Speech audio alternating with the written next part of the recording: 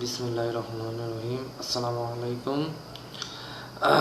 আজ আমরা পড়ব ট্রান্সফার অফ প্রপার্টি অ্যাক্ট 1882, অর্থাৎ সম্পত্তি হস্তান্তর আইন 1882। প্রথম প্রশ্ন হচ্ছে যে এত পুরনো একটা আইন, 1882 সালের আইন, আমরা বর্তমান বাংলাদেশ স্বাধীন হয়েছে 1971 সালে, আর 1971 সালে স্বাধীন, তার থেকেও প্রায় 100 বছর আগে এত পুরনো আইন বাংলাদেশে কেন চলবে? এটা একটা প্রশ্ন আসতে পারে। সেই প্রশ্নের জবাব কে দিয়েছে? আমাদের সংবিধান দিয়েছে। সংবিধানে 149তম অনুচ্ছেদ, মানে আর্টিকেল যেটা বলে আমরা 149 আর্টিকেল, সেখানে বলা হয়েছে প্রচলিত আইনের হেফাজত। এই সংবিধানের বিধানাবলী সাপেক্ষে সকল প্রচলিত আইনের কার্যকরতা অব্যাহত থাকিবে, তবে অনুরূপ আইন এই সংবিধানের অধীন প্রণীত আইনের দ্বারা সংশোধিত বা রহিত হইতে পারিবে।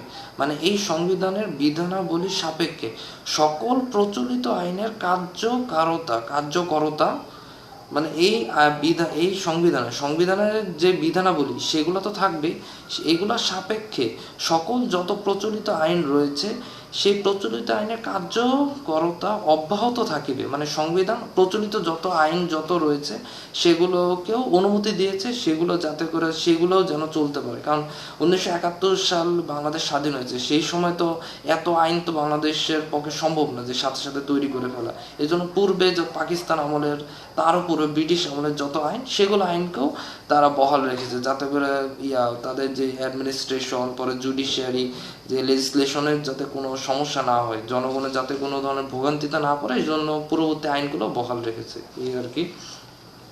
তবে অনুরূপ আইন এই সংবিধানের অধীন প্রণীত আইনের দ্বারা সংশোধিত বা রহিত হবে। মানে সংবিধানে এই কথাটাও বলা হয়েছে যে সংবিধানের অধীন, মানে অনুরূপ আইন এই সংবিধানের অধীন প্রণীত আইনের দ্বারা, মানে সংবিধান অনুযায়ী অন্যান্য যে আইন তৈরি করবে সেই আইনের দ্বারা যদি কোনো পরিবর্তন করা প্রয়োজন হয় সেটাও করতে পারবে। মানে প্রচলিত যে আইন সংবিধানের যেই সমস্ত অনুচ্ছেদ রয়েছে সেই অনুচ্ছেদ অনুযায়ী প্রচলিত যে আইনগুলো রয়েছে সেই আইনগুলোকে সংশোধন করা যাবে, অ্যামেন্ডমেন্ট করা যাবে, অথবা রহিত করা যাবে, অর্থাৎ রিপিল বা অমিট করা যাবে।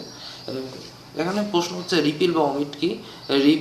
রিপিল হচ্ছে যে কোনো আইন যদি বাতিল করা হয় সেই আইনের একটা সাবস্টিটিউট অবশ্যই করতে হবে, মানে আইনটা বাতিল করে দিতে হবে, তার পাশাপাশি নতুন আরেকটা আইন করতে হবে। অমিট মানে হচ্ছে যে সম্পূর্ণ বাতিল, নতুন কোনো আইন তৈরি করা হবে, এটা আর কি। আশা করি সবাই বুঝতে পেরেছেন যে ট্রান্সফার অফ প্রপার্টি একটা আমরা এই এত পুরনো আইন হওয়া সত্ত্বেও বর্তমানে বাংলাদেশে কেন প্রচলিত আছে। একটাই উত্তর, সংবিধানের 149তম অনুচ্ছেদ। আচ্ছা, তাহলে আমরা শুরু করে দিই। প্রথমে আসছে সেকশন 1, শর্ট টাইটেল। মানে এই ট্রান্সফার অফ প্রপার্টি অ্যাক্টের নাম কি? এটা হচ্ছে this act may be called the transfer of property act 1882, মানে ট্রান্সফার অফ প্রপার্টি অ্যাক্ট 1882। আচ্ছা, যেহেতু এটা ব্রিটিশ আমলের আইন এবং যেহেতু তারা সবাই ইংরেজ ছিল, ইংলিশেই আমাদের আইনটা পড়তে হবে। যদি আমরা সম্পূর্ণ ইংলিশে না পড়ি তাহলে আমরা আইনটা ভালোভাবে বুঝতে পারবো না, আমাদের ইংলিশে পড়েই আমাদের এটা বাংলার মতো করে বুঝতে হবে। আচ্ছা, তারপর আমরা সেকশন 3-তে চলে আসি, ইন্টারপ্রিটেশন মানে ব্যাখ্যা। এখানে মূলত ইমুভেবল প্রপার্টিটা কি সেটার একটা ব্যাখ্যা দেওয়া হয়েছে। ইমুভেবল প্রপার্টি কি? In this act unless there is something repugnant মানে হচ্ছে বেমানান বা বিরক্ত বা বিরোধী, পরিপন্থী বা আপত্তিকর কোনো কিছু, in the subject or context, মানে এখানে বোঝাচ্ছে কনটেক্সট মানে হচ্ছে বিষয়বস্তু। ইন দিস অ্যাক্ট মানে এই আইনে, unless there is something repugnant মানে যদি এখানে কোনো ধরনের পরিপন্থী বা বিপরীত কোনো কিছু না থাকে, in the subject or context মানে বিষয় বা বিষয়বস্তুতে, মানে এই আইনে বিষয় বা কোনো বিষয়বস্তুতে যদি কোনো ধরনের বেমানান কোনো কিছু না থাকে আর কি, কোনো পরিপন্থী কোনো কিছু না থাকে, তাহলে ইমুভেবল প্রপার্টি কি হবে? Immovable property. আচ্ছা, তাহলে এখন যে বিষয়গুলো, যদি কোনো ধরনের পরিপন্থী কোনো কিছু না থাকে, তাহলে ইমুভেবল প্রপার্টি সম্পর্কে এখানে যে বিষয়গুলো বলা রয়েছে এই সেকশনে, সেই বিষয়গুলো আর কি অ্যাপ্লাই হবে আর কি। ইমুভেবল প্রপার্টিটা কি সেটা আমরা এই সেকশনটা পড়ে আমরা জানতে পারবো আর কি। Section 3, Immovable property does not include standing timber, growing crops or grass.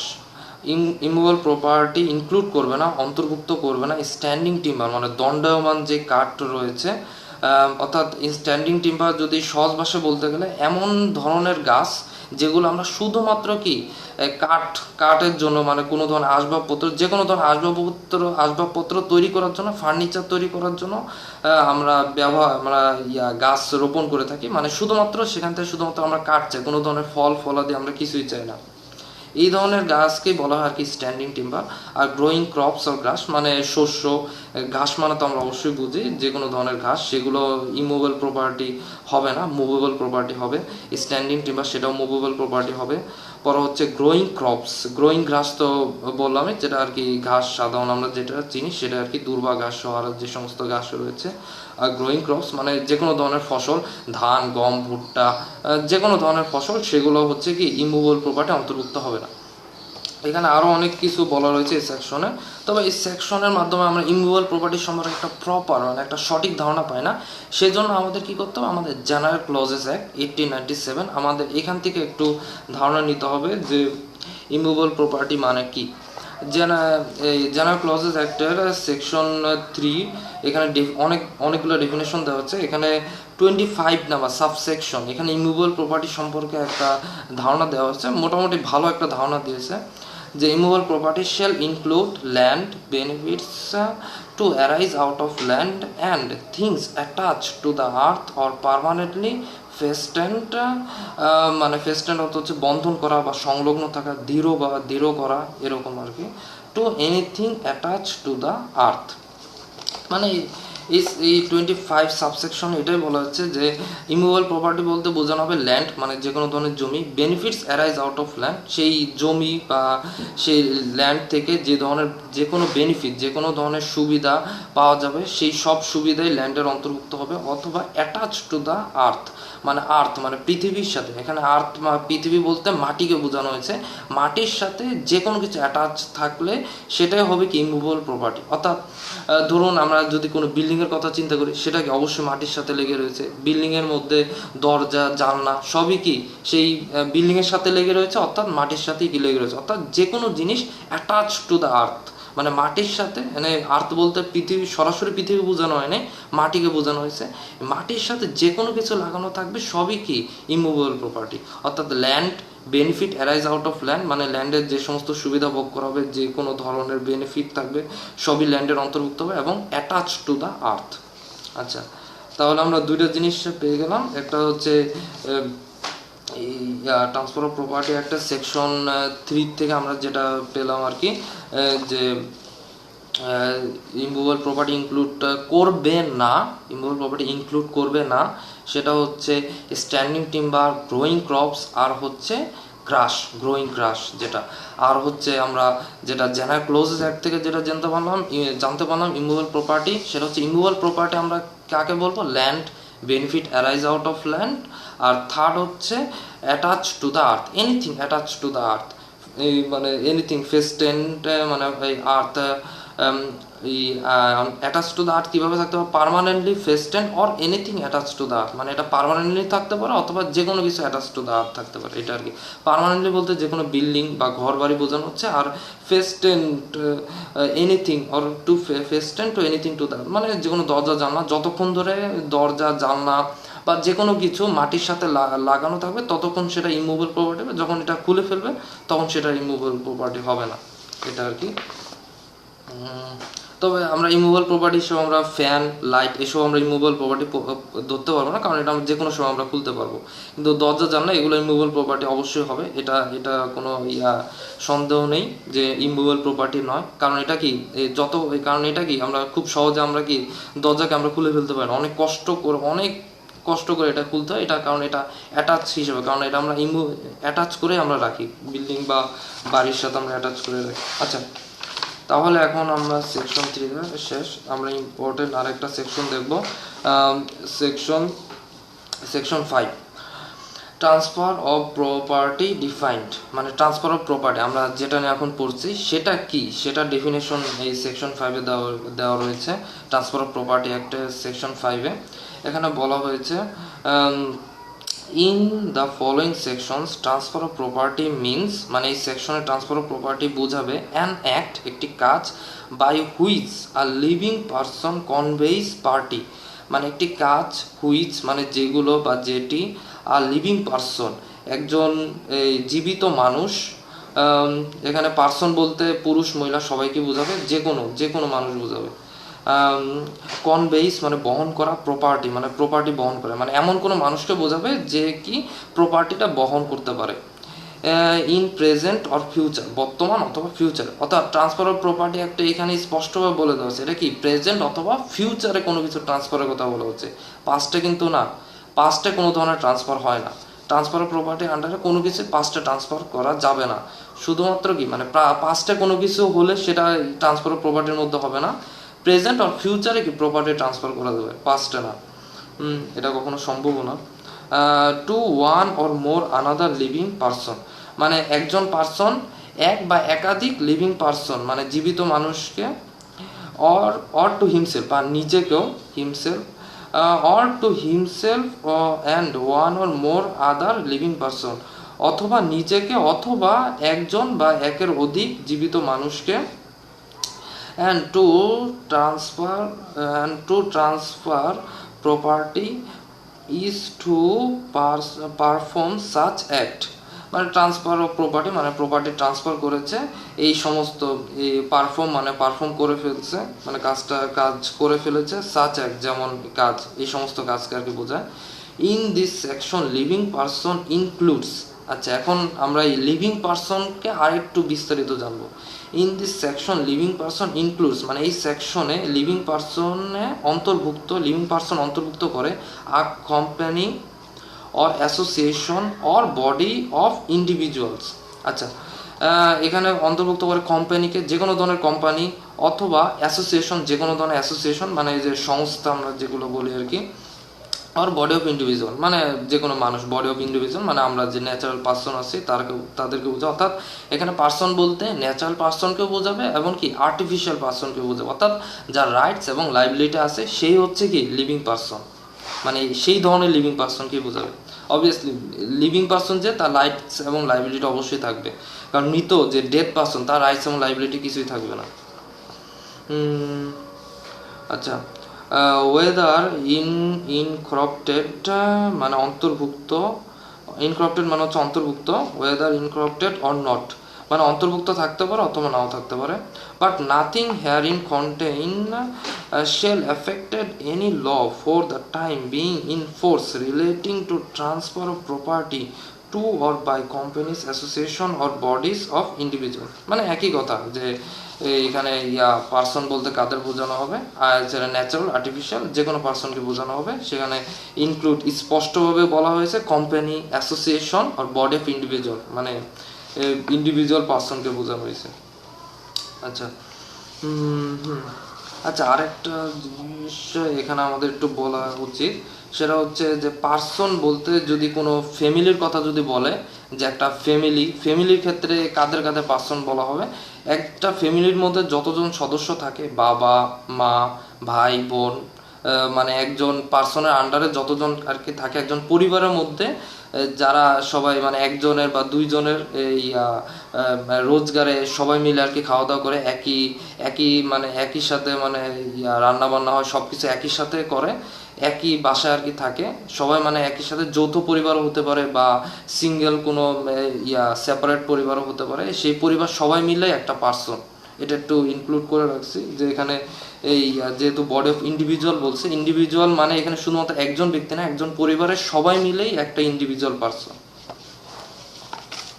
আচ্ছা ওকে, এখন সেকশন 6, এটা মোস্ট ইম্পর্ট্যান্ট একটা section, what may be transfer, কী ট্রান্সফার করা যাবে, যদিও এই সেকশনে এই জিনিসটাই বলা হয়েছে যে কী ট্রান্সফার করা যাবে না, মানে এখানে 10টা আইটেমের কথা বলা হয়েছে, মানে সর্বোপরি 11টা, এই 10টা সাবসেকশন 11টা সাবসেকশনের মধ্যে এ থেকে আই পর্যন্ত আছে, এখানে ডাবল ডিও আছে একটা, এই সাবসেকশনগুলো যে যে বিষয়গুলোর কথা বলছে এইগুলো আর কি ট্রান্সফার করা যাবে না, এগুলো বাদে অন্য সবগুলো ট্রান্সফার করা যাবে। অর্থাৎ আচ্ছা তাহলে আমরা এক এক করে পড়ি।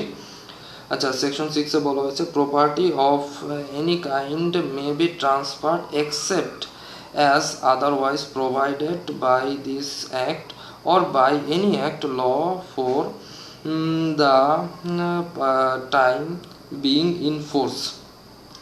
মানে প্রপার্টি অফ এনি কাইন্ড যে কোনো ধরনের প্রপার্টি মে বি ট্রান্সফার করা যাবে, যে কোনো ধরনের প্রপার্টি ট্রান্সফার করা যাবে এক্সেপ্ট অ্যাজ আদারওয়াইজ প্রোভাইডেড, মানে বিশেষভাবে বা ব্যতিক্রমী, অ্যাজ আদারওয়াইজ প্রোভাইডেড মানে যে জিনিসটা সরবরাহ করবে যে এই সেকশনে, বাই দিস অ্যাক্ট মানে এই আইনে, or by any other law for the time being in force মানে এই আইনে অথবা অন্য কোনো আইনে যদি কোনো কিছু বলা থাকে যে কোন কোন প্রপার্টি ট্রান্সফার করা যাবে কোন কোনটি ট্রান্সফার করা যাবে না, তাহলে সেই বিষয়গুলো কি ইনফোর্স হবে, সেগুলোও মানে কি কার্যকর থাকবে।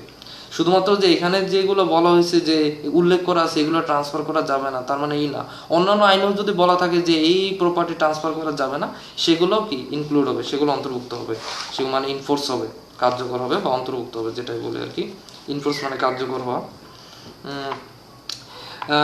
আচ্ছা তাহলে আমরা সাবসেকশন এতে চলে যাই। The chance of an heir apparent succeeding to an asset. আচ্ছা মানে চান্স মানে একটা সুযোগ রয়েছে, অফ অ্যান হেয়ার অ্যাপারেন্ট মানে উত্তরাধিকারী যারা, সাকসিডিং যারা উত্তরাধিকার হবে, টু অ্যান এস্টেট মানে আর কি সম্পত্তি যারা উত্তরাধিকারী হওয়ার সুযোগ রয়েছে তাদের কথা বলা হয়েছে। The chance of a relation obtaining a legacy মানে হচ্ছে এমন পার্সন যে পার্সনকে উইলের মাধ্যমে কোনো ধরনের গিফট প্রদান করা বা কোনো ধরনের সম্পত্তি প্রদান করা হবে, মানে মৃত্যুর পরে যদি কোনো ব্যক্তি যদি বলে যায় যে আমি মৃত্যুর পরে আমার এই সম্পত্তি তাকে দান করে দিলাম, এরকম কোনো ব্যক্তিকে যদি বোঝায় তাদেরকে আর কি লিগেসি বলে। Legacy on the death of a kinsman মানে হচ্ছে রক্তের সম্পর্কের কোনো ব্যক্তি, কিন্সম্যান মানে রক্তের সম্পর্কের কোনো ব্যক্তিকে বোঝায়, মানে রক্তের সম্পর্কের কোনো ব্যক্তির যে লিগেসি রয়েছে মানে তার উইলের মাধ্যমে যাকে আর কি সম্পত্তি দিবে তার মৃত্যুর পরে। আচ্ছা or any other mere possibility of like nature can not be transferred মানে যে কোনো ধরনের কোনো সামান্য মেরি মানে সামান্য পসিবিলিটি, সামান্য কোনো ধরনের সম্ভাবনা যদি থাকে, লাইক নেচার মানে কোনো প্রকৃতিগত কোনো সাধারণ কোনো যে কোনোভাবে যদি কোনো ধরনের সম্ভাবনা থাকে, ক্যান নট বি ট্রান্সফার মানে কোনো ধরনের ট্রান্সফার করা যাবে। অর্থাৎ সাবসেকশন এতে এটাই বলা রয়েছে যে সম্পত্তি মানে উত্তরাধিকার সূত্রে যদি কেউ কোনো সম্পত্তি পাওয়ার কোনো যদি সুযোগ থাকে, মানে সেই সম্পত্তি এখনো পায়নি কিন্তু ভবিষ্যতে পাবে, ভবিষ্যতে আমরা সেকশন 5 এটাই বলেছি যে সম্পত্তি কি হবে, লিভিং পার্সন থেকে আরেকজন লিভিং পার্সনকে সম্পত্তি দান করতে হবে এবং তার কাছে সম্পত্তি তখন থাকা লাগবে। ট্রান্সফার অফ প্রপার্টির একটা শর্ত হচ্ছে যে যখন সে ট্রান্সফার করবে তখন তার কাছে সম্পত্তিটা কি এক্সিস্ট করতে হবে, তার কাছে সেটা বিদ্যমান থাকবে, মানে তার কাছে সেটা কি থাকতে হবে। সম্পত্তি যদি না থাকে তাহলে সে ট্রান্সফার করতে পারবে না। এখানে এই জিনিসটা বলেছে চান্স, ইম্পর্টেন্ট একটা শব্দ চান্স। এখানে একটা লিগাল টার্ম আছে সেটা হচ্ছে স্পেস সাকসেশনিস। এটা স্পেস সাকসেশনিস এটা এই লিগাল টার্মটা এখানে ব্যবহার করা হয়েছে। এটা হিন্দু লর ক্ষেত্রে বেশি প্রযোজ্য হয় আর কি। আচ্ছা এখানে চান্স রয়েছে, এটা সব ক্ষেত্রে আর কি, মানে হিন্দু লর ক্ষেত্রে স্পেস সাকসেশনিস এই জিনিসটা আর কি এই আলাদাভাবে আর কি এখানে ব্যাখ্যা করা আছে। এখন কোনো সম্পত্তি এখনো পায়নি কিন্তু সম্পত্তি পাওয়ার একটা সুযোগ রয়েছে, যে উত্তরাধিকার সূত্রে অবশ্যই সম্পত্তি পেতে পারে, বা কোনো কিন্সম্যান বা রক্তের সম্পর্কের সে যদি উইল করে দিয়ে যায় যে তার মৃত্যুর পরে সম্পত্তি পাবে, সেই সম্পত্তি পাওয়ার সুযোগ রয়েছে। বা যে কোনো ধরনের ধরুন কোনো ধরনের একটা লটারি কেউ মানে একটা লটারি নিয়েছে, তার একটা সুযোগ রয়েছে, সেই লটারির প্রথম পুরস্কার একটা যে কোনো একটা বড় একটা ধরুন একটা আইফোন সে গিফট পাবে, সে প্রথম পুরস্কার, সে তার একটা চান্স রয়েছে প্রথম পুরস্কার পুরস্কার হিসেবে আইফোন পাওয়ার, কিন্তু কি চান্স রয়েছে, এখনো সে পায়নি। এমন কোনো সম্পত্তি যে সম্পত্তি পাওয়ার কি চান্স রয়েছে, সেটা উত্তরাধিকার সূত্রে অথবা যে কোনো কারণে হোক চান্স আছে, এমন কোনো সম্পত্তির সুযোগ রয়েছে, কিন্তু এখনও কি সম্পত্তির সে মালিক হয়নি।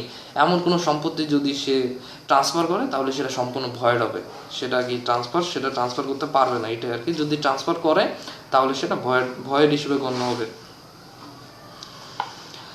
মেরি রাইট, এখন সাবসেকশন বিতে বলা হয়েছে মেরি রাইট অফ রি entry for breach of condition subsequent can not B transfer to any one except the owner of the property affected thereby। আচ্ছা, এখানে একটা জিনিস একটু ব্যাখ্যা করে দিই। কন্ডিশন সাবসিকুয়েন্ট, কন্ডিশন মানে সত্য। কোনো ট্রান্সফারের ক্ষেত্রে, কোনো প্রপার্টি ট্রান্সফারের ক্ষেত্রে দুই ধরনের সত্য থাকতে পারে। একটা হচ্ছে কন্ডিশন প্রেসিডেন্ট আর একটা হচ্ছে কন্ডিশন সাবসিকুয়েন্ট। কন্ডিশন মানে তো সত্য, প্রেসিডেন্ট মানে হচ্ছে পূর্ববর্তী। এমনি প্রেসিডেন্ট মানে নজির বোঝায়, বিভিন্ন হাইকোর্ট বা উচ্চ আদালতের যে রায় থাকে তাদেরকে যে প্রেসিডেন্ট হিসেবে আর কি গণ্য করা হয়। তবে এখানে প্রেসিডেন্ট মানে ট্রান্সফারের ক্ষেত্রে প্রেসিডেন্টকে বলা হবে পূর্ববর্তী, আর তার আগে কি আছে কন্ডিশন মানে পূর্ববর্তী কোনো সত্য। আর আরেকটা এখানে যেটা বলেছে কন্ডিশন সাবসিকুয়েন্ট মানে পরবর্তী কোনো সত্য। মানে ধরুন একটা প্রপার্টি ট্রান্সফার করলাম, এখানে মূলত বিতে এটাই বলা হয়েছে যে একটা প্রপার্টি, একজন ওনার, ওনার হচ্ছে সে বিকে একটা প্রপার্টি ট্রান্সফার করলো এবং তাকে একটা শর্ত দেওয়া হলো যে ভবিষ্যতে, কন্ডিশন সাবসিকুয়েন্ট মানে ভবিষ্যতের জন্য একটা শর্ত দেওয়া হলো যে ভবিষ্যতে তুমি আমার যে প্রপার্টিটা তোমাকে দিয়েছে এখানে কোনো ধরনের বিল্ডিং করতে পারবে না। যদি বিল্ডিং করো তাহলে আমি সে প্রপার্টিতে রিএন্ট্রি করার একটা অধিকার পেয়ে যাব। যে রিএন্ট্রি কথা এখানে বলা হয়েছে, মানে আমি সেখানে রিএন্ট্রি করবো, অর্থাৎ বির কি সেখানে আর কোনো ধরনের অধিকার থাকবে না সে প্রপার্টি ইউজ করার। এখন বিষয়টা হচ্ছে, এখন বি কি পারবে তাকে যে সম্পত্তিটা ইউজ করতে দিয়েছে সেই সম্পত্তিটা সে অন্য কাউকে, ধরুন সে কি ট্রান্সফার করতে পারবে? উত্তর হচ্ছে না, সে পারবে না। কে পারবে? যে সম্পত্তি ওনার, অর্থাৎ পারবে। যদি চায় তাহলে কি তার যে রিএন্ট্রি করার যে অধিকার, সেই অধিকারটা কি সে সিকে ট্রান্সফার করতে পারবে, কিন্তু বি কি পারবে না। তার কারণ রিএন্ট্রি কে করবে? ওনার করবে। ওনার যাকে ইচ্ছা সে তাকে ট্রান্সফার করতে পারবে, কিন্তু কি যাকে শুধুমাত্র কি থাকতে ধরুন তাকে তার কাছে লিজ দেওয়া হয়েছে অথবা তাকে ভাড়া দেওয়া হয়েছে, টেনেন্ট হিসেবে সে আছে, এরকম যে কোনো পারপাসে তাকে দিতে পারে। একটা শর্ত লাগিয়ে দিয়েছে যে কন্ডিশন সাবসিকুয়েন্ট, ভবিষ্যতে এই কাজ যদি করো তাহলে আমি আমার প্রপার্টিতে রিএন্ট্রি করবো, অর্থাৎ তুমি get out, bye bye, tata, এইসব আর কি। এখন রিএন্ট্রি কে করতে পারবে? শুধুমাত্র ওনার রিএন্ট্রি করতে পারবে। আর ওনার যদি চায় তাহলে অন্য কেউ রিএন্ট্রি করতে পারবে, ওনার যদি চায়। ও যাকে যাকে আর কি ট্রান্সফার করছে তাকে না, ওনার যখন চাইবে, ওনার যাকে চাইবে ওনার তাকে রিএন্ট্রি করাতে পারবে, অথবা সে নিজে রিএন্ট্রি করতে পারবে, এটা আর কি। অর্থাৎ কন্ডিশন সাবসিকুয়েন্ট যদি ব্রিচ করে, সেটা যদি সে ফুলফিল মানে সেটা যদি সে ভঙ্গ করে, কন্ডিশন যে সাবসিকুয়েন্ট সেই কাজটা যদি সে ভঙ্গ করে, তাহলে সে কি হবে? সে তার অধিকারটা হারাবে। আর সে কে রিএন্ট্রি করবে? রাইট অফ রিএন্ট্রি কার হবে? ওনারের রাইট অফ রিএন্ট্রি হবে। আর ওনার যাকে অ্যাসেন্ট দিবে, যাকে আর কি সম্মতি দিবে, তারও কি হবে? কনসেন্ট দিবে, তারও রিএন্ট্রি হবে। আচ্ছা, এখন আমরা সাবসেকশন সি পড়ব। An easement can not be transferred apart from the dominant heritage. আচ্ছা, এখানে দুটো জিনিস। প্রথমত আছে ইজমেন্ট বা ব্যবহার সত্ত্ব। এটা কি? ইজমেন্ট হচ্ছে কোনো একটা প্রপার্টিতে কেউ ব্যবহার করার যে অধিকারটা, এখন সে ব্যবহার কিভাবে করবে? ব্যবহার কোনো ধরনের এগ্রিমেন্টে হতে পারবে না, তাকে কোনো ধরনের অনুমতি নিয়ে হতে পারবে না। বিনা অনুমতিতে কোনো একটা প্রপার্টি, সেটা যদি পার্সোনাল প্রপার্টি হয় তাহলে 20 বছর ধরে আর কি যদি ব্যবহার করতে হবে, তাহলে সেখানে কি তার একটা ইজমেন্ট রাইট তৈরি হবে। আর যদি গভর্নমেন্ট প্রপার্টি হয়, খাস জমি হয়, যে কোনো ধরনের সরকারি জমি, সেক্ষেত্রে 60 বছর, টানা 60 বছর তাকে সেখানে কি হতো, সেখানে তার ব্যবহার সত্ত্ব সেই প্রপার্টিটা সে ব্যবহার করতে হবে। যদি সে ব্যবহার করে তবে সেখানে ইজমেন্ট রাইটটা তৈরি হবে। এখন বিষয়টা হচ্ছে, এখন ইজমেন্ট সে ব্যবহার করলো, এখানে যদি ধরুন ইজমেন্টটা প্রাইভেট প্রপার্টির ক্ষেত্রে 20 বছর আর গভর্নমেন্ট প্রপার্টির ক্ষেত্রে 60 বছর। 60 বছর কি বিনা বাধায় যদি সে ব্যবহার করে, কোনো ধরনের এগ্রিমেন্ট হবে না, কোনো ধরনের কারো অনুমতি না, বিনা অনুমতিতে ব্যবহার করতে হবে, অর্থাৎ নির্লজ্জের মতো ব্যবহার করতে হবে। বিষয়টা হচ্ছে এটা। আচ্ছা, এখন আরেকটা বিষয় এখানে আসছে ডমিনেন্ট হেরিটেজ। আচ্ছা, এখন ইজমেন্টটা তো ব্যবহার করলো, এখন ইজমেন্টের তো একটা আইনতভাবে একটা তো নাম দেওয়া দরকার। এখন দুটো নাম দেওয়া হয়েছে ইজমেন্টে, একটা হচ্ছে ডমিনেন্ট হেরিটেজ, আরেকটা হচ্ছে সার্বিয়ান্ট হেরিটেজ। এখন আবার ওনার দুই ধরনের হয়, একটা হচ্ছে ডমিনেন্ট ওনার, আরেকটা হচ্ছে সার্বিয়ান্ট ওনার। এখন যার যার জমি, ধরুন এর জমি, এর জমিতে এ বিকে ব্যবহার, বি কি করছে, এর জমিটা কি, এর জমির একটা অংশ সে ব্যবহার করছে, তার চলাচলের জন্য সে ব্যবহার করছে, 20 বছর বা 20 বছর অধিক সে ব্যবহার করে ফেলছে। এখন বির এর জমিতে কি ধরনের এই মানে অধিকার বা কী ধরনের অধিকার তৈরি হলো, সেখানে কি তার ডমিনেন্ট হেরিটেজ। আচ্ছা, হেরিটেজ জিনিসটা হচ্ছে কি, হেরিটেজ মানে হচ্ছে প্রপার্টি। হেরিটেজ এখানে ট্রান্সফার অফ প্রপার্টি ক্ষেত্রে আমরা হেরিটেজ আরও অনেক অর্থ আছে, এখানে আমরা হেরিটেজের একটাই মানে অর্থ ধরবো, এটা হচ্ছে প্রপার্টি মানে সম্পত্তি আমরা ধরবো। আর ডমিনেন্ট মানে সেখানে কি ডমিনেট করা, সেখানে তার কর্তৃত্ব আর কি বিরাজ করা। এখন সম্পত্তি হচ্ছে এর, কিন্তু বি সেখানে 20 বছরের বেশি সেখানে কি তার সে চলাচল, নির্লজ্জের মতো চলাচল সে করছে, সে 20 বছরের মধ্যে সে চলাচল করছে। এখন বি সেখানে কোন ধরনের রাইট সে পেয়ে গেছে, বি সেখানে কি আইনত বি সেখানে ডমিনেন্ট হেরিটেজ পেয়ে গেছে। আর এ কি করছে, তার প্রপার্টির কিছু অংশ চলাচলের জন্য বিকে কি সার্ভ করেছে, তাকে পরিবেশন করেছে। তাই বি এখানে কি ওনার হয়ে গেল, বি এখানে কি সার্বিয়েন্ট ওনার, আর বি এর যে ইজমেন্টটা সেটা কি সার্বিয়েন্ট হেরিটেজ হয়ে গেল। আশা করি বুঝতে পেরেছেন।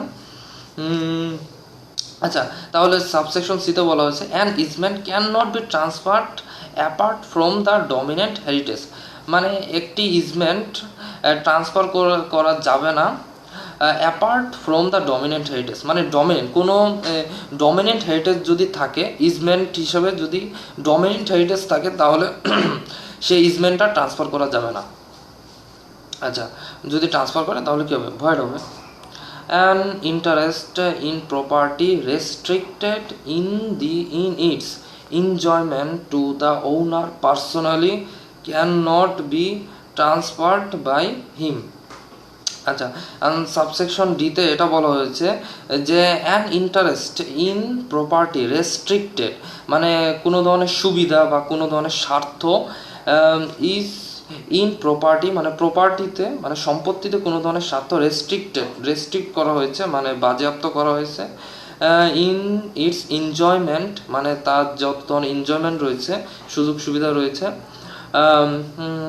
মজা মাস্তি যা আর কি আছে, to the owner personally can not be transferred by him, মানে ওনারের যেই ইয়াটা এনজয়মেন্ট টু দ্য ওনার, মানে ওনার যেটা এনজয় করতে দিয়েছে সেটা personally can not B transfer, মানে পার্সোনালি সে ট্রান্সফার করতে পারবে না। মানে ধরুন সিম্পল বিষয়টা যে এ হচ্ছে ওনার, সে বিকে তার বাসায় ভাড়া থাকতে দিল এবং তাকে বললো যে তুমি আমার বাসায় ভাড়া থাকছো ঠিক আছে, কিন্তু তোমার অন্য কাউকে তোমার এই বাসাতে আনা যাবে না, মানে বাসার যত সুযোগ সুবিধা শুধু কি বি ভোগ করবে, অন্য কেউ ভোগ করতে পারবে না। বিষয়টা অনেকটা এরকম আর কি, মানে যদি ভোগ করার যদি বি যদি চায় যে তার কোনো বন্ধু বান্ধবকে আনবে, তাহলে অবশ্যই কার অনুমতি নিতে হবে, ওনার অনুমতি নিতে হবে। অর্থাৎ এখানে এই জিনিসটা বলা হচ্ছে যে কোনো একটা সম্পত্তির কোনো ধরনের ইন্টারেস্ট, কোনো ধরনের স্বার্থ যদি কাউকে নির্দিষ্টভাবে পার্সোনালি যদি কাউকে যদি কোনো সম্পত্তি ইন্টারেস্ট যদি ভোগ করতে দেওয়া হয়, তাহলে শুধুমাত্র কি তার পর্যন্তই বিষয়টা রেস্ট্রিক্টেড, সীমাবদ্ধ থাকবে। অন্য কেউ সেই সম্পত্তিটা কি ব্যবহার করতে পারবে না, সেই সম্পত্তিটা এনজয়মেন্ট অন্য কেউ ভোগ করতে পারবে না। যদি ওনার চায় তাহলে পারবে, ওনার যাকে আর কি পার্সোনালি বলে দিয়েছে শুধুমাত্র কি সেই ভোগ করতে পারবে, অন্য কেউ ভোগ করতে পারবে না। আচ্ছা, এখন ডাবল ডি যেটা আসছে, আর রাইট টু ফিউচার মেনটেন্যান্স, মানে ভবিষ্যতের কোনো মেনটেন্যান্সের অধিকার, ইন হোয়াটসোএভার ম্যানার অ্যারাইজিং, আচ্ছা secured or determined can not B transfer, মানে সিম্পল ভবিষ্যতের কোনো মেনটেন্যান্সের যদি কোনো অধিকার সেটাকে অন্য কাউকে ট্রান্সফার করা যাবে না। মানে এ হচ্ছে হাজব্যান্ড, বি হচ্ছে ওয়াইফ, এখন এর এর কি হচ্ছে, এখন এ আর বি এর মধ্যে তালাক হয়ে গেছে বা তাদের সেপারেশন হয়ে গেছে। এখন বির যে এখন এখন আদালত থেকে বলে দেওয়া হলো যে ঠিক আছে সেপারেশন হয়েছে ভালো কথা, কিন্তু বি মানে তার ওয়াইফ এখন তার সাবেক হয়ে গেছে, তার যে ফর্মার যে ওয়াইফ, সে ওয়াইফের মেনটেনেন্স তোমাকে তার যে ফিউচার যত মেনটেনেন্স রয়েছে, তার খাওয়া দাওয়া সহ যত যা কিছু আছে সবই তোমাকে পে করতে হবে।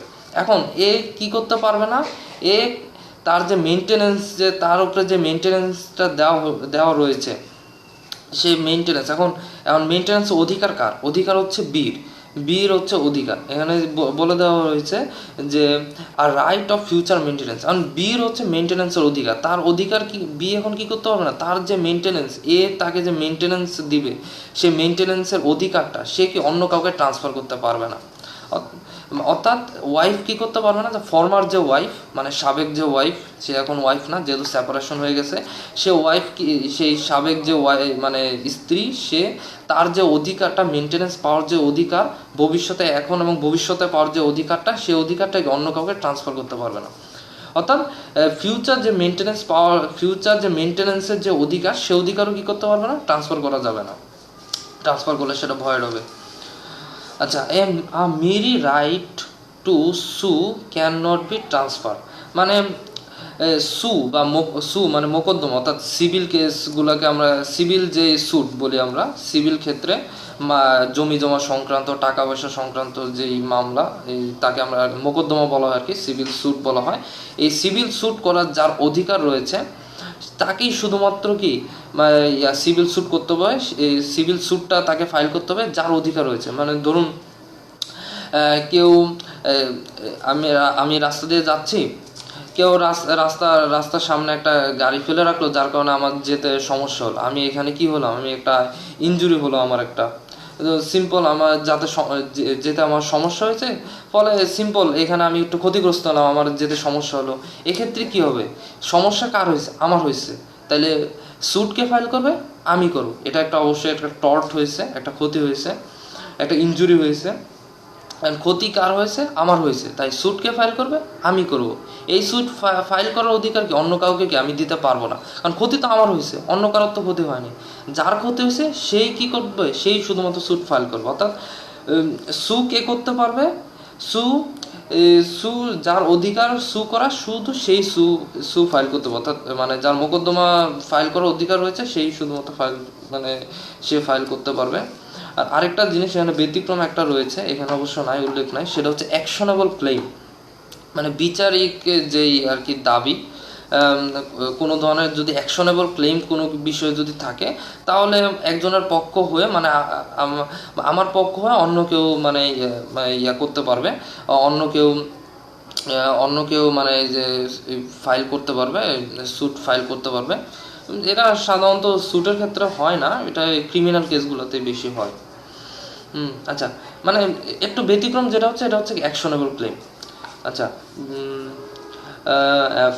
এফে আমরা চলে আসি, এটা হচ্ছে a public office can not be transferred, মানে সরকারি যে অফিস সেটা ট্রান্সফার করতে পারবে না। নর can the salary of public officer, মানে পাবলিক অফিসারের যে স্যালারি সেটাও ট্রান্সফার করা যাবে না। Weather before or after it has become payable, মানে পূর্বে অথবা পরে এটা কি হবে, মানে পে করা হয়, মানে এটা আর কি তার যেই স্যালারিটা আর কি দেওয়া হয়, সেটা পূর্বে অথবা পরে যখনই দেওয়া হোক না কেন, এটা ট্রান্সফার করা যাবে না। অর্থাৎ পাবলিক অফিস, এবং কি পাবলিক অফিস যেগুলো সরকারি যে কার্যালয়গুলো রয়েছে, সেই কার্যালয়গুলো মানে যে কোনো ধরনের কার্যালয় হতে পারে, সরকারি যত ধরনের অফিস রয়েছে, পুলিশ স্টেশন সহ আরও যেই সিটি কর্পোরেশন, আরও ছোট বড় যত ধরনের অফিস রয়েছে, সেগুলো ট্রান্সফার করতে পারবে না। এবং সরকারি অফিসারদের যেই স্যালারি রয়েছে, তাদের যে বেতন, সেটাও ট্রান্সফার করা যাবে না। সেটা পূর্বেও হতে পারে, পরেও হতে পারে, যে কোনো সময়ে হতে পারে, যে কোনো সময় যে কোনো সময় মানে পে করতে পারে, যে তাদের স্যালারিটা সেটা ট্রান্সফার করতে পারবে না। আচ্ছা, জিতে বলা হয়েছে স্টিপেন, STIPENDS, স্টিপেন্স মানে হচ্ছে ভাতা বা বৃত্তি। স্টিপেন্স মানে কি, ভাতা বা বৃত্তি, মানে ভাতা আর কি, এই যে ভাতা বলতে আর কি বোঝায় যে কোনো একজন সরকারি কর্মকর্তা তার যে মেয়াদ রয়েছে এত বছর পর্যন্ত সে চাকরি করতে পারবে, তার মেয়াদ শেষ হওয়ার পরে যখন সে রিটায়ার্ড হয়ে যাবে তখন সে যে পেনশনটা পায়, যাকে বাংলায় ভাতা বলা হয়, সেই পেনশনটা আর কি। এখন বলছে যে stipends allowed to military and naval, air force and civil pensioners of the government and politic pensions cannot be transferred। মানে সরকারি যত ধরনের ভাতা রয়েছে এই সরকারিদের, এটা নেভি হতে পারে, মিলিটারি হতে পারে, এয়ারফোর্স হতে পারে, অথবা সিভিল যত ধরনের রয়েছে সরকারি চাকরিজীবী রয়েছে, তাদের যে পেনশন রয়েছে, স্টিপেন্ডস মানে ভাতা বা অর্থাৎ তাদের যে পেনশন রয়েছে সেগুলো ট্রান্সফার করা যাবে না। আচ্ছা, ওকে, এখন আমরা এই চলে আসছি। নো ট্রান্সফার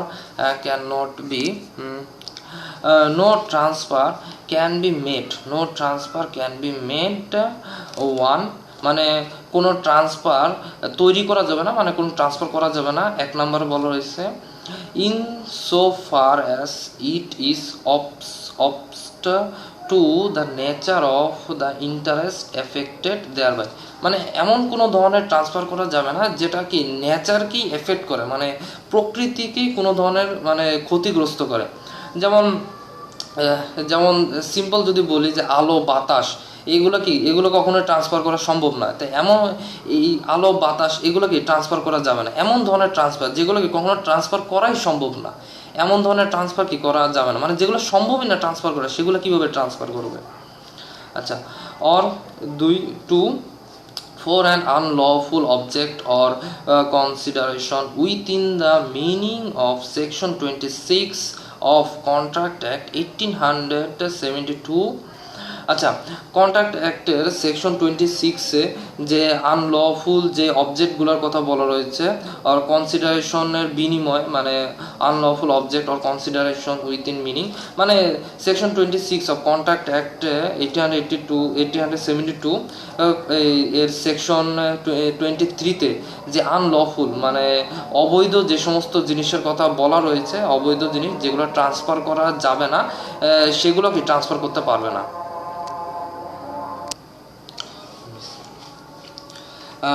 এখন আই নাম্বার আমরা পড়বো, লাস্ট সেকশন 6 এর last subsection I. Nothing in this section shall be deemed to authorize a tenant মানে আর কি ভাড়াটিয়া, যিনি আর কি ভাড়া থাকে বা যিনি ভাড়া নেয়, having an untransferable right of occupancy। আচ্ছা, অর্থাৎ নাথিং ইন দিস সেকশন মানে এই সেকশনে নেই, শ্যাল বি ডিমড মানে মনে করা হবে, টু অথরাইজ মানে অথরাইজ করা হবে আর কি, মানে একটু অধিকার দেওয়া হবে এরকম। আর tenant having an untransferable right of occupancy, মানে টেনেন্ট তাকে যে মানে যে ভাড়া থাকে সে তার সম্পত্তি, যে ভাড়া থাকে সে তো শুধুমাত্র ভাড়া থাকে, সে ভাড়াটিয়া, সে তো আর সে তো ওই সম্পত্তিটা ট্রান্সফার করতে পারবে না, তাকে শুধু ভাড়া থাকতে দেওয়া হয়েছে। The farmer of an state in respect of which difficult has been made in paying revenue or আচ্ছা, একজন ফার্মার যে কৃষক, তার যে সম্পত্তি রয়েছে কিন্তু সে সম্পত্তি এখনও সে রেভিনিউ দেয়নি, মানে রাজস্ব এখনও দেয়নি, সম্পত্তির যেই ট্যাক্স রয়েছে সেগুলো ট্যাক্স এখনও দেয়নি। যেহেতু সে ট্যাক্স দেয়নি তাই তার সম্পত্তি, যেহেতু ট্যাক্স এখনও সে ক্লিয়ার করেনি, তাই তার সম্পত্তিও সে কী করতে পারবে না, ট্রান্সফার করতে পারবে না, ডিফিকাল্ট হবে আর কি, খুবই মানে অনেক ঝামেলা পোহাতে হবে, আগে রেভিনিউ ক্লিয়ার করবে তারপর সে ট্রান্সফার করবে। অর দ্য লিজি মানে আর কি যার কাছে আর কি লিজ দেওয়া হয়, যে লিজ দেয় সে লিজর, আর যার কাছে লিজ দেওয়া হয় সে হচ্ছে লিজি।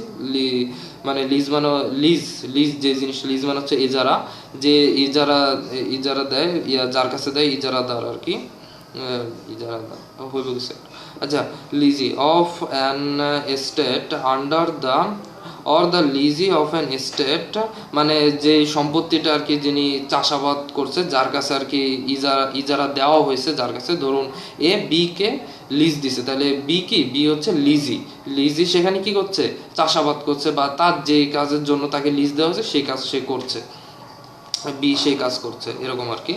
এখন under the management or the lease of an estate under the management of court of wards, court of ওয়ার্ডসের আন্ডারে যদি কোনো ধরনের মানে লিজি প্রপার্টি যদি কোনো কিছু থাকে যেখানে আর কি চাষ কোনো ধরনের আর কি লিজি কোনো ধরনের কাজ করে, সেটা যদি কি under the management of court of ওয়ার্ডস, সেটা যদি কোর্ট অফ ওয়ার্ডসের আন্ডারে যদি থাকে তাহলে সেটা ট্রান্সফার করা যাবে না।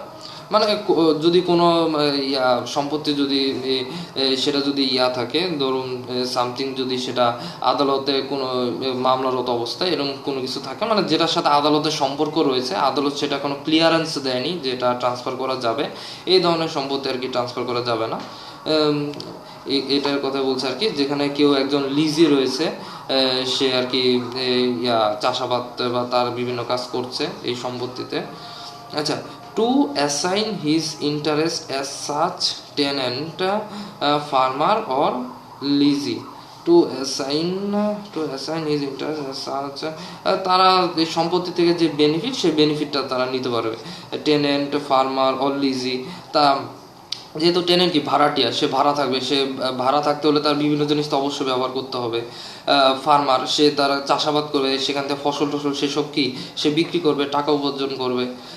যে লিজি, সে যে কাজের জন্য সে লিজ নিয়েছে, সে চাষাবাদের জন্য হতে পারে, খামারের জন্য হতে পারে, যে কোনো কিছুর জন্য হতে পারে, সে লিজ নিয়েছে, সে সেই কাজের বেনিফিট তো অবশ্যই পাবে, ইন্টারেস্ট মানে স্বার্থ টাকা পয়সা অবশ্যই পাবে, মানে তার ইন্টারেস্টটা ঠিক থাকবে, কিন্তু কি সে ট্রান্সফার করতে পারবে না, এরা কেউই ট্রান্সফার করতে পারে, টেনেন্ট, ফার্মার, লিজি কেউই কি ট্রান্সফার করতে পারবে না। লিজির ক্ষেত্রে সত্য কি, কোর্ট অফ ওয়ার্ডস তার আন্ডারে যদি কি প্রপার্টিটা যদি থাকে, স্টেট বা প্রপার্টিটা যদি থাকে। আচ্ছা, ওকে, আলহামদুলিল্লাহ আমাদের সেকশন 6 কমপ্লিট।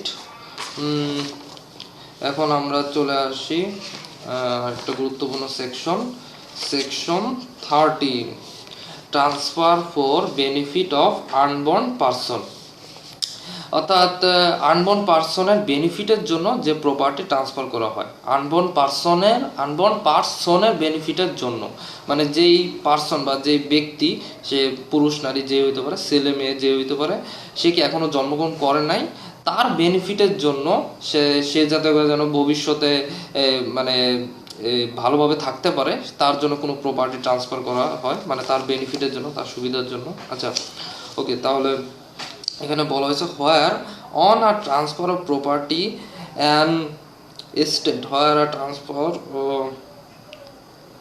প্রপার্টি, আচ্ছা,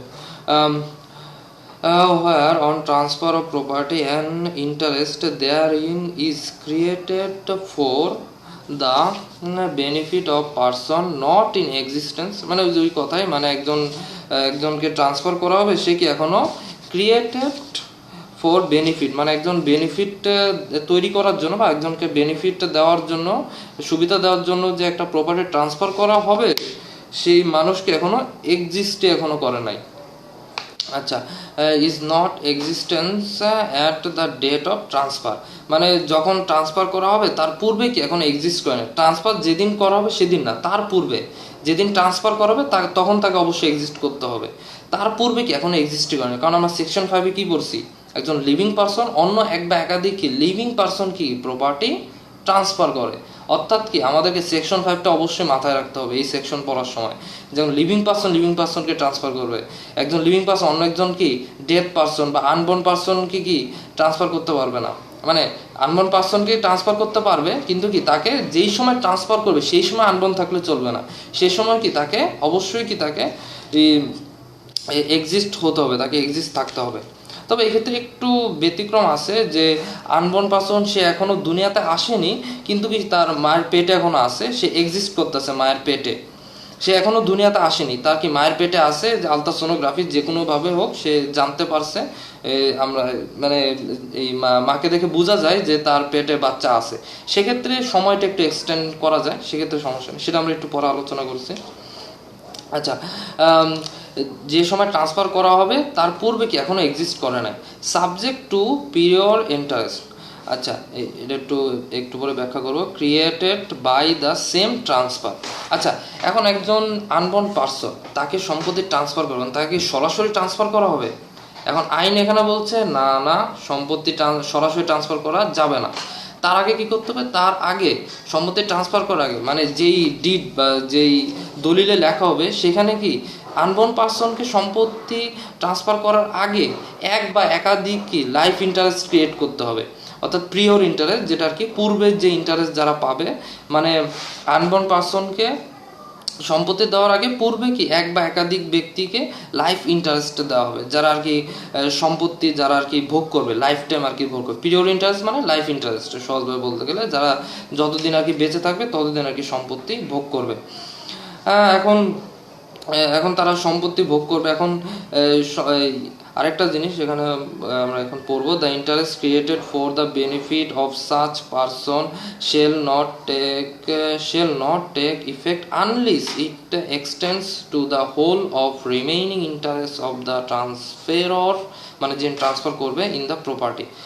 মানে এখানে এই জিনিসটা বলা হয়েছে যে আনবর্ন পার্সনকে যদি কোনো প্রপার্টি ট্রান্সফার করতে হয় তাকে অবশ্যই অ্যাবসোলিউটলি সেটার উপরে কি অ্যাবসোলিউটলি ইন্টারেস্ট দিতে হবে, অ্যাবসোলিউট ইন্টারেস্ট দিতে হবে, অর্থাৎ সে প্রপার্টিটাতে কি সম্পূর্ণ তার অধিকার থাকতে হবে। যদি লাইফ ইন্টারেস্টে দেওয়া হয়, যেটা আমরা একটু আগে বললাম যে আনবর্ন পার্সনকে দেওয়ার আগে এক বা একাধিক ব্যক্তিকে লাইফ ইন্টারেস্ট দিতে হবে অবশ্যই, তারপরে তাদের থেকে আনবর্ন পার্সনের কাছে যাবে। কিন্তু আনবর্ন পার্সনকে কি অবশ্যই অ্যাবসোলিউট ইন্টারেস্ট দিতে হবে। যদি অ্যাবসোলিউট ইন্টারেস্ট না দেয়, তাকেও যদি লাইফ ইন্টারেস্ট দেয়, তাহলে কি সেই ট্রান্সফারটা ভয়েড হবে, ভয়েড।